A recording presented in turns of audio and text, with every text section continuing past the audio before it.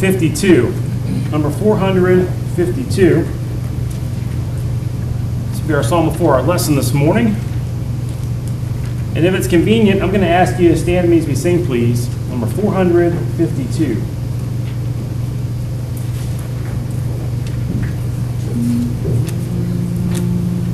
Standing on the promises of Christ my King, through eternal ages let his praises ring. Glory in the highest I will shout and sing, standing on the promises of God. Standing, standing, standing on the promises of God my Savior. Standing, standing.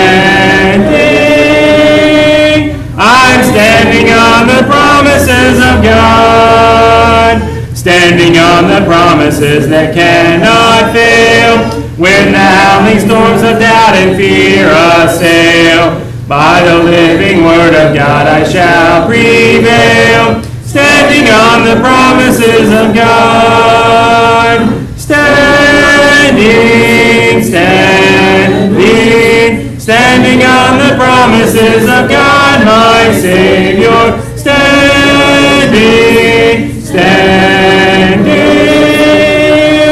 I'm standing on the promises of God. Standing on the promises I cannot fall. Listening every moment to the Spirit's call. Resting in my Savior as my all in all. Standing on the promises of God. Standing, standing, standing on the promises of God, my Savior. Standing, standing. I'm standing on the promises of God. Be seated, please.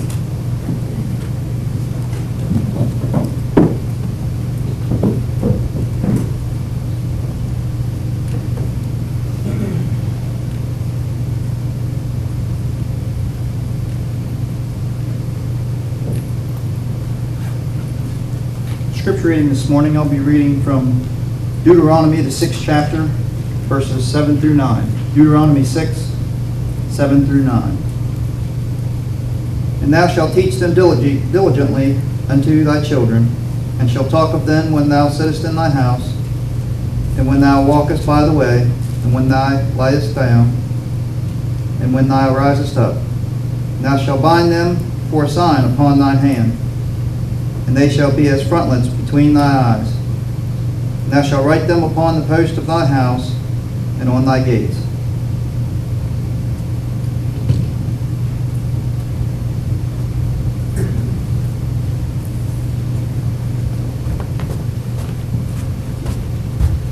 Good morning, church family. Good morning. It's a beautiful day today that God has given us, and it's a beautiful thing that each and every one of us come together here in like precious faith to worship God and to praise Him. So thank you for being here with us today, and I consider it an honor to be able to be here with you today as well. I received an email this past week. I don't always open emails and read them, but I thought this one was very interesting and very intriguing. And I need to go over some of the ideas of this email with you to get us started in today's sermon. I'm sure you understand the picture that is up on the overhead. It is that of a baseball diamond. But I want to talk about a man by the name of John Scalinos. In 1996, he was 78 years old. He had retired from being the head coach of Pepperdine University. Let me see. He had taught at Pepperdine. I had it written down here. Yeah, from 1948 to 1960. So he'd been there a long time. And you know Pepperdine University is Church of Christ affiliated. Well, this story is told from a man from the audience who was kind of reluctant to go to the convention in 1996 that was taking place in Nashville, Tennessee. But when he sat down and John Skolinost came out on stage, he was overwhelmed. You see, John Skolinost walked out with a necklace on. It looked something like this. You know what this is? Whole plate. But John Skolinost went through a 30-minute talk about people and their association with baseball. And he told some stories about baseball that was just overwhelming for about 30 minutes. Never even mentioned this huge necklace he had hanging around his neck. But toward the end of his talk, some people, coaches, got the snickering. And he said, yeah, you want to know what this is hanging around my neck for, don't you? They said, yeah, we're curious. He said, I am too. Let's find out. So he polled the audience in a few questions. The first question was, how big is home plate if you're in Little League? Anybody know? Nobody. How big was home plate when Babe Ruth played baseball? Anybody? How big is home plate if you're in high school? Say that again? Same size. Same size. Yeah. Don't know the size yet, do we? No. How big is the plate if you're in college? Semi-professional baseball? Professional baseball. It's all the same size. 17 inches square. 17 inches. You looked it up on your phone. I did. 17 inches. He said, do you know what they tell a pitcher if he can't hit a target that is 17 inches wide? He said, I'll tell you what they don't tell him. They don't tell him, if you can't hit that 17-inch target, don't worry, we'll widen it for you. 18 inches, 19 inches, 20 inches. But coach, I can't even hit it if it's 25 inches. Don't worry, we'll make it 30 inches for you. They don't tell them that. If a pitcher cannot hit a 17-inch target, and I don't care if they are Little League or professional, they have to go home. We don't widen home plate for anybody. He said there's a standard that is set there. Now, how many walks of life do we have now where we change the standard to meet the person? Well, what if a person shows up for a job drunk? I had that to happen one time. My dad's day, he'd been fired on the spot, wouldn't he? They don't now. They have to send you to counseling, rehabilitation, and then bring you back to work again. Let's try it again. Well, coaches, what if your children showed up drunk or late or didn't have the right equipment or the gear? Would we say, that's okay, we'll widen the plate for you. We'll look over it this time and the next time and the next. As John Skolinost went on, he laid his home plate down, he pulled out a magic marker, and he began to draw on home plate. I don't know if that's illegal to draw on home plate or not. You'd probably have to get an umpire to find out. But when he finished drawing, he turned it over. He said, that's what we're doing in our homes. We're widening the bar. We're changing the standard. We're not keeping where we need to keep the standard at. Let alone, we're letting the standard go altogether in our homes. And this could substitute for a school as well. Because parents, have we not turned the education of our children over to the school system? We're not responsible anymore. It's easy for us to do. Let the school teach morality. Let the school teach religion. Let the school teach math, reading, and whatever else they can learn there as well. I'm no longer responsible. Yeah. We've kind of done that in America and the world, have we not? we not need to set the standard back up? How many schools have changed the standard? I know core curriculum came out a few years back, but you already know that they've dumbed down the tests. They've changed the test scores. You no longer have to get what you used to have to get.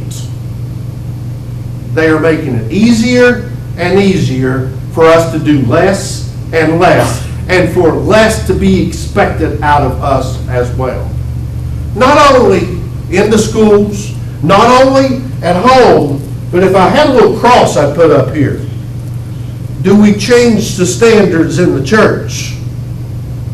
Now there's many denominational friends around us, and many of them have changed the standards first for their preachers, their priests, and their leaders. And how many in the parishioner realm said, no, you can't do that? That's not what the Bible teaches. Right? We sit back in our ease and our comfort, we let it go. We let it go. Our brother read for us a scripture a while ago found in Deuteronomy chapter 6. If you will, look at that with me.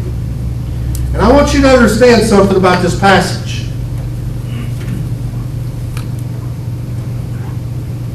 Deuteronomy chapter 6. I'm going to start with verse 4. Hear, O Israel, the Lord your God is one Lord. Thou shalt love the Lord thy God with all thy heart, with all thy soul, and with all thy might. These words which I command thee this day shall be in your hearts. Verse 7 is very interesting.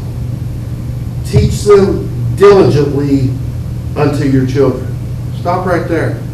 Don't just teach them to your children, but that word diligently adds some hardness to it. Do you know that every Jewish child had to memorize these verses first and foremost before any other parts of the Bible or the Old Testament? By the time they were 6 years old, they were reciting these verses. Put them in your heart. Don't just know them, but know how to say them. But not just when to say them. Talk about them when you're sitting in your house. Talk about them when you're walking by the way. Talk about them when you're lying down and when you rise up. My parents used to do something to me that I got to a point that I just downright hated. When my sisters and I were young, living in our parents' house, and we did something that went against their rules or the Bible, my parents would find verses of Scripture in the Bible that pertain to whatever we did wrong and make us memorize them. Recite them back to them. My dad wanted this book in my heart. And even against my will, he did what he could to put as much of it there as he could when he could.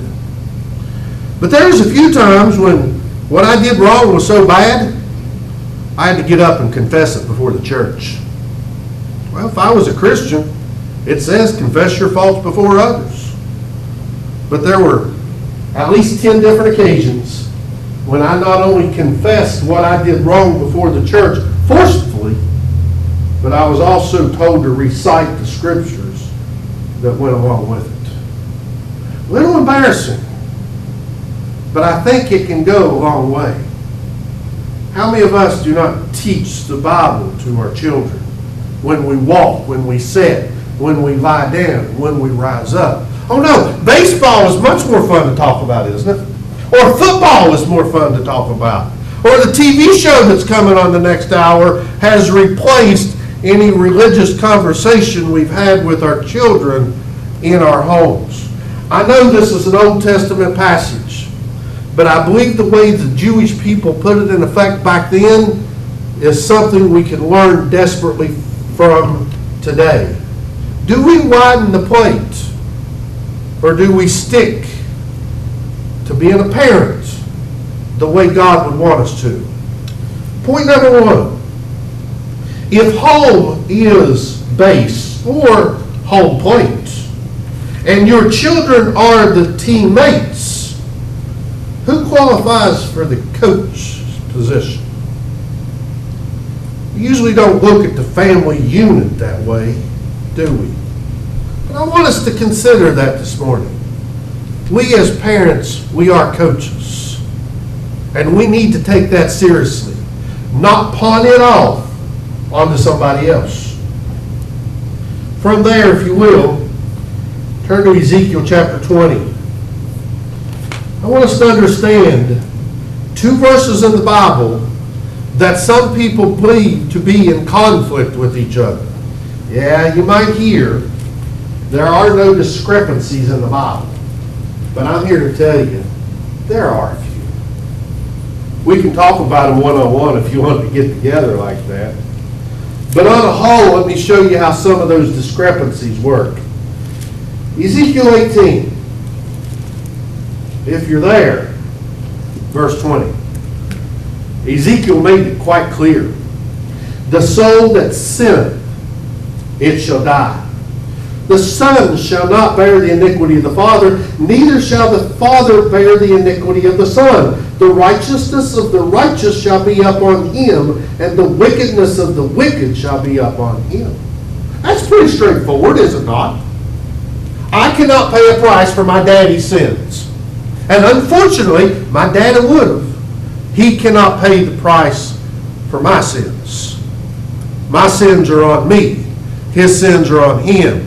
And we all have to answer for the sins that we commit if we have not been forgiven. I believe that to be true. Where's the passage that might have a discrepancy with this? Turn back to Exodus chapter 20.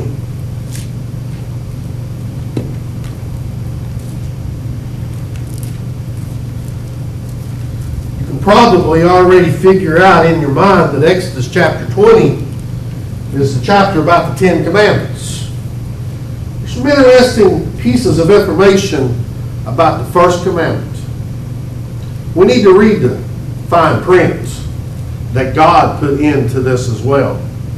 Understand verses 1 through 5. God spake all these words, saying, I am the Lord your God, which has brought thee out of the land of Egypt and out of the house of bondage. Thou shalt love, or thou shalt have no other gods before thee.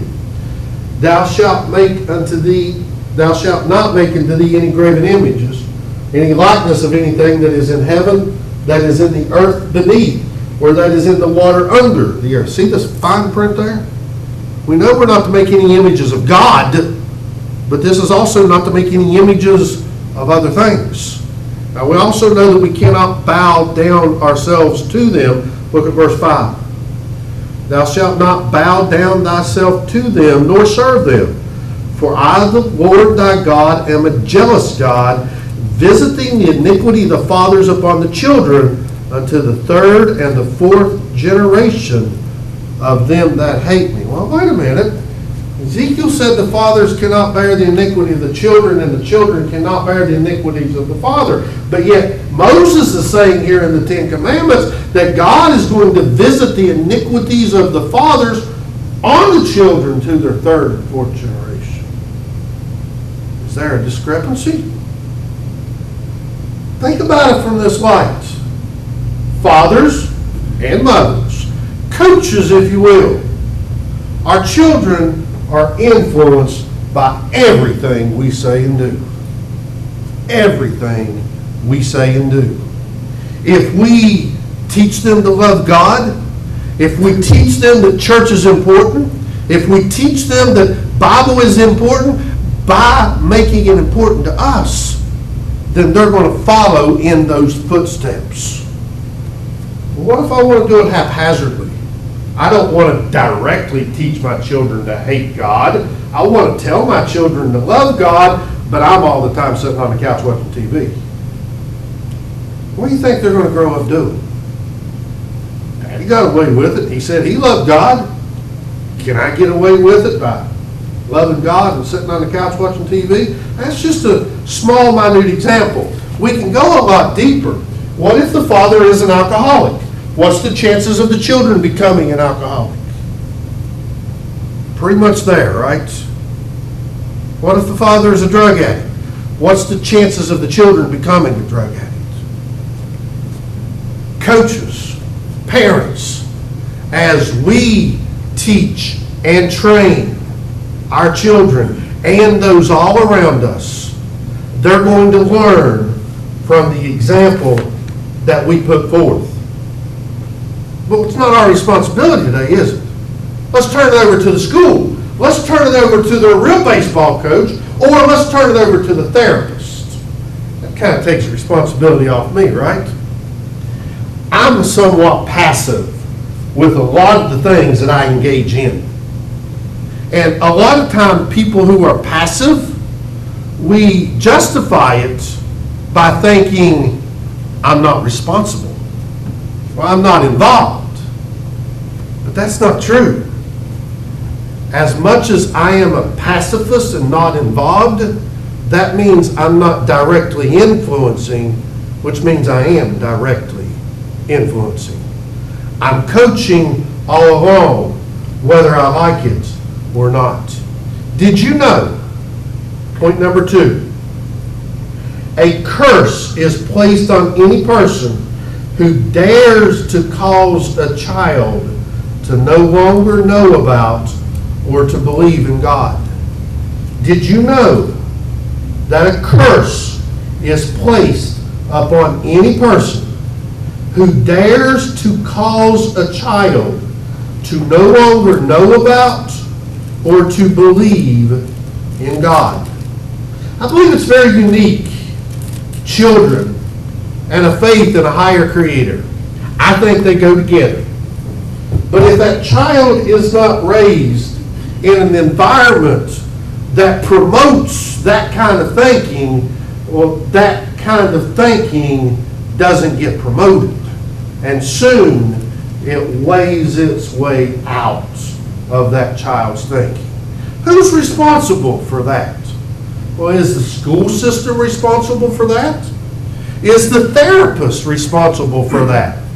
Why don't we just blame the grandparents? They're responsible for that. Now, anyone who participates with this, a curse is placed upon. I'd like to read Matthew chapter 18, verses 1 through 6. Matthew chapter 18, verses 1 through 6. At the same time came the disciples unto Jesus, saying, Who is the greatest in the kingdom of heaven? We'd all like to ask that same question to Jesus as well, because a lot of people want up on that pedestal. Jesus called a little child over to him and set him in the midst of them, and he said, Verily I say unto you, except you be converted and become as little children, you shall not enter the kingdom of heaven. I twist this verse sometimes. Men like to act like children, whether we want to admit it or not. And the more childlike we act sometimes, the more fun it can be. And I've had some older women that's looked at me and said, Why are you acting like that? I said, Jesus said unless you act like a child, you're not going to heaven. Twisting it for fun. I've done it. Don't take it that way.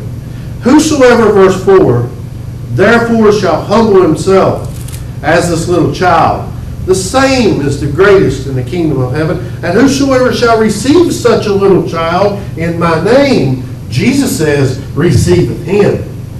But whosoever shall offend of these little ones which believe in me, if it were better for him that a millstone were hanged around his neck and that he were drowned in the depth of the sea. Now, Jesus is referring to children that believe in him. And anybody that causes that child to stumble, to no longer believe in Jesus, to no longer have that faith, a curse is placed upon them. And Jesus said it would be better if they had a millstone on their neck and they were cast into the deepest part of the sea. Are we promoting God in everything we say and do to the example of everybody around us? Or, shh, Separation of church and state. We can't talk about that stuff anymore. That's the category that we would fall into.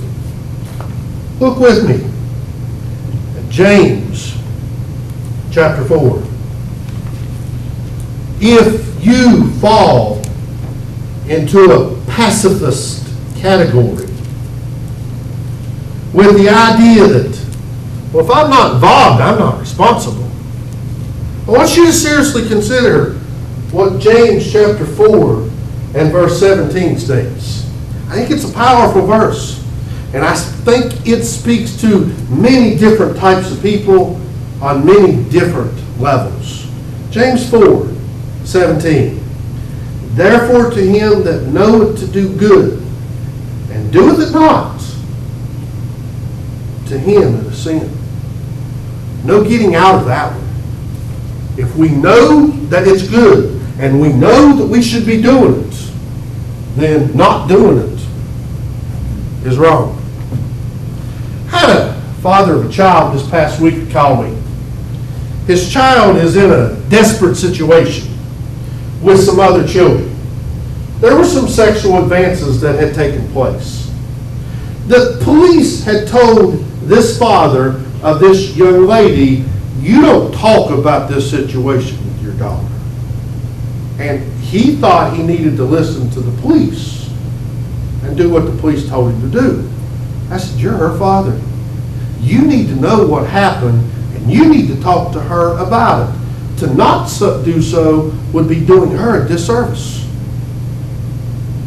We're parents. We're responsible, even if the police tells us we're not. If the government tells us we're not, we are still responsible. While we're in James chapter 4, we'll go backwards from 16 down to 13. But now you rejoice in your boastings. All such rejoicing is evil. That hurts. That hurts. For that, verse 15, for that you ought to say, if the Lord wills, we shall live, we shall do this, or we shall do that. Verse 14, whereas ye know not what shall be on the morrow, for what is your life? It is even as a vapor that appeareth for a little time and then vanishes away. Verse 13, go to now, ye that say, today or tomorrow we will go to such a day. We will continue there a year. We will buy and sell. We will get gain. How many of us live our life as if we plan it out every day and we're going to do what we've got planned and we don't care what God thinks about it?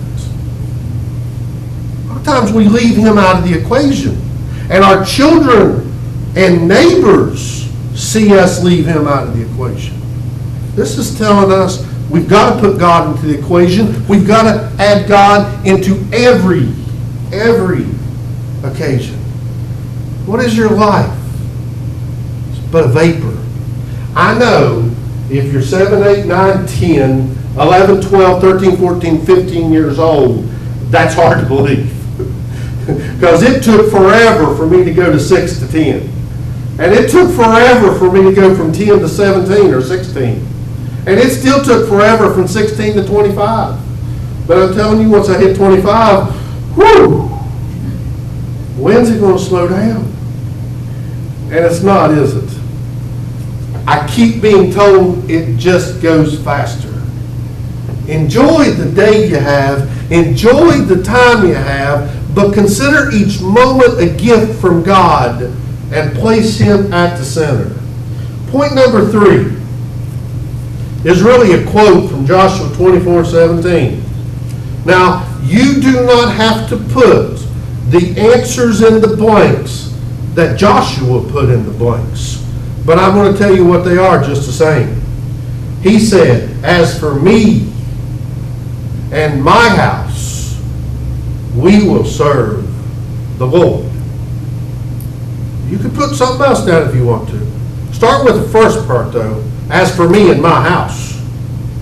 And then put down what you want to serve after that. I like this guy in the cartoon I put on the overhead. He's asking Jesus, supposedly, a question. Could I just keep my worldly possessions and follow you on Twitter? Yeah, you go ahead and keep everything you want. Keep it as close to your heart as you want to. And you can follow me on Twitter all the way to Hades. What did that verse say that our brother read for us in Deuteronomy chapter 6? Love the Lord your God with all your heart, soul, and mind. Every fiber of our being has to portray that love to God. And I think Joshua knew that. I've got a challenge for all of us. It's a heavy challenge, but it can be a fun and rewarding challenge. Have you ever been on search of a treasure? There is a treasure. There is a treasure that is buried. It's somewhat hidden. And God has gave us the responsibility to look for it and to find it. And I want us to seek that treasure. Turn with me first to Mark chapter 8. So coaches, you're not coaching a baseball game now. You're coaching a treasure hunt. And it will take most people most all of their lives in order to sort through all the rubble where this treasure is located and to actually find the pieces of gold that are hidden very well. Mark chapter 8. Notice first verse 36. This puts us into context with where our lives should be. Jesus asked the question, "For what shall it profit a man if he shall gain the whole world and lose his own soul?" How hard do we work? How much do we strive? How desperately do we seek the pleasures of this world? Oh, we store them up in our closets, in our houses. We've even got to the point we're putting them in storage buildings because there's not enough room in our house for the treasures that we are attaining. And that's what we have to consider them. And Jesus said, if you get every treasure that the world has and lose your soul, what is it going to profit you? I know the millionaire would look at God and say, let me buy my way into heaven. And God would look at him and say, what are you going to buy it with? I already own everything in you. And he does. Go to Matthew chapter 13.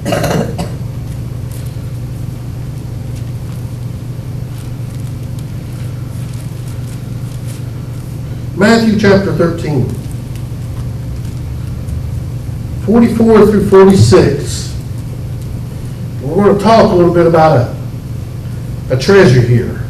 Matthew 13, 44 through 46. Jesus said again, the kingdom of heaven is like unto a treasure that is hid in a field, the which when a man hath found, he hideth, for the joy thereof goeth, he sells all that he has in order to buy that field. Again, the kingdom of heaven is like unto a merchant man seeking a goodly pearl, who, when he had found the one pearl of great price, went and sold all that he had to buy it.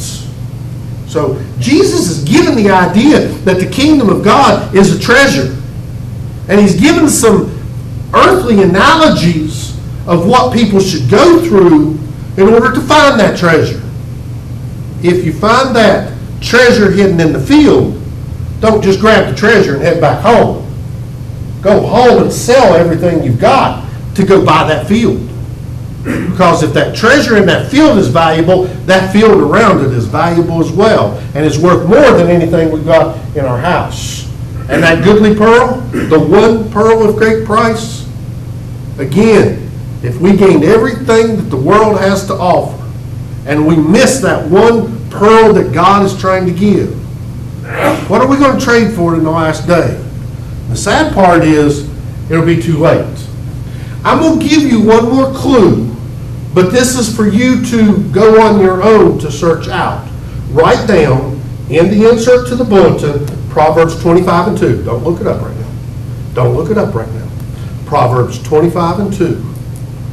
Proverbs 25 and 2. Sometime on your own, look that up. You know what point number 4 is going to say before I close this out. Proverbs 25 and 2, if you missed that. And point number 4. Does worldly treasure or spiritual treasure set the boundaries for the standard of living in your house?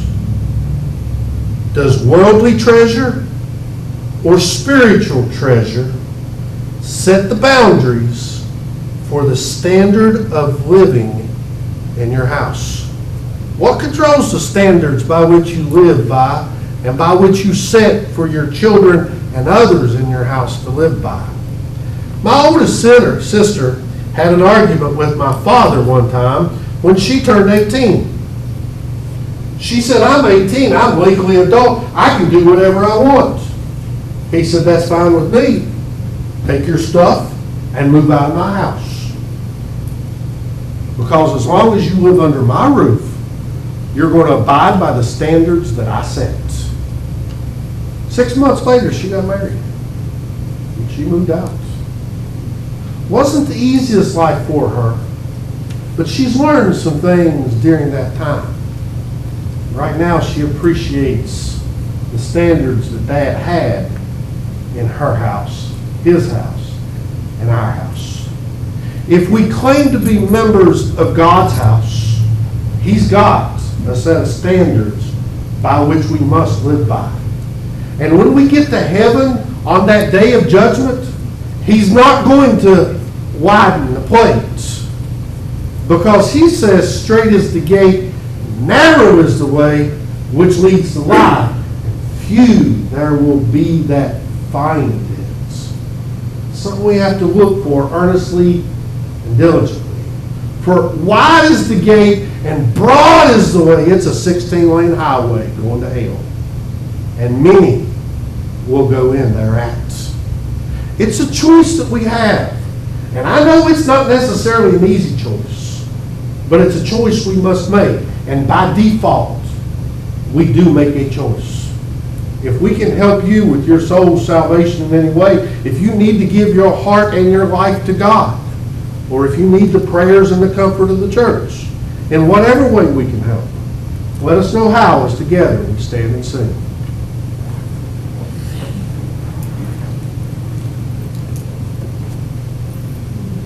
Hear the sweet voice of Jesus say, come unto me, I am the way. Hearken the loving call, obey. Come, for He loves you so. Only a step, only a step. Come, for He bled for you and died.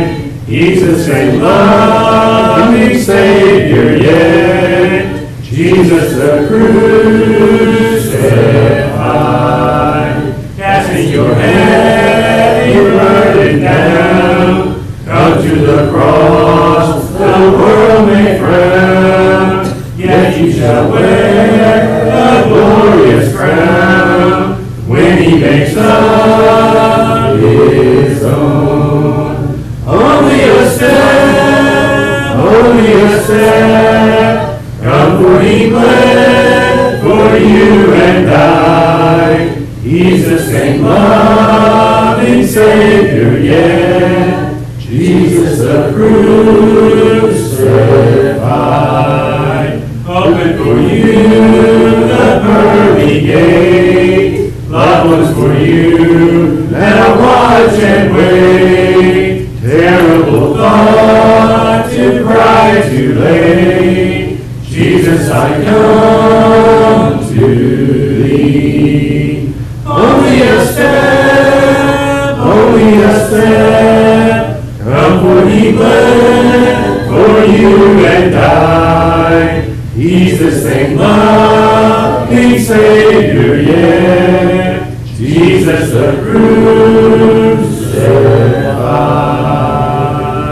crucified. Be seated, please. Again, good to have all of you out here with us today. I hope you can take something home from today and learn and change your life from it. Remember the sick that we have mentioned. Pray for them as much as you possibly can. Pray for all of us as well. Keep in mind, we have services this evening at 6 o'clock. Doors are open, everybody is welcome. And again, Wednesday evening at 6 o'clock. Are there any other announcements that needs to be made? Again, thank you for being with us. We'll be dismissed at this time.